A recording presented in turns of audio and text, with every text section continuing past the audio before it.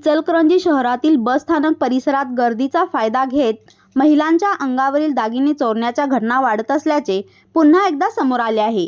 कागलच्या दिशेने जाणाऱ्या बसमध्ये झालेल्या चोरीच्या घटनेमुळे प्रवाशांमध्ये भीतीचे वातावरण निर्माण झाले आहे.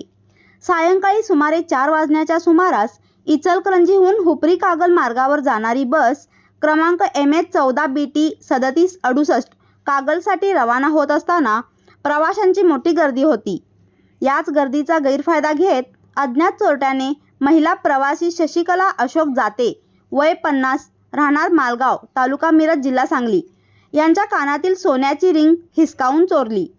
बसमध्ये चढताना अचानक कानातील दागिना गायब झाल्याचे लक्षात येताच शशिकला जाते यांनी आरडाओरडा सुरू केली. माझी सोन्याची रिंग कोणी चोरली असे म्हणत त्यांनी मदतीसाठी हाक मारली. घटनेचे गांभीर्य ओळखून बस चालक व वाहक यांनी तात्काळ बस थेट शिवाजीनगर पोलीस ठाणे येथे नेली. तेथे सर्व प्रवाशांची झडती घेण्यात आली. मात्र झडती दरम्यान चोरीला गेलेली सोन्याची रिंग आढळून आली नाही. त्यानंतर बस पुन्हा कागलच्या दिशेने रवाना करण्यात आली. या घटनेची नोंद शिवाजीनगर पोलिसांनी घेतली असून पुढील तपास सुरू आहे.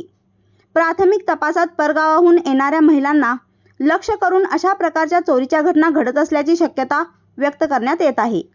दरम्यान प्रवाशांनी बसने प्रवास करताना मौल्यवान दागिने व मोबाईल सुरक्षित ठेवावेत, गर्दीत विशेष काळजी घ्यावी असे आवाहन पोलिसांकडून करण्यात आले आहे. सतर्कता बाळगल्यास अशा घटनांना आळा घालता येईल असेही पोलिसांनी स्पष्ट केले आहे. MS51 न्यूज करिता मुबारक शेख.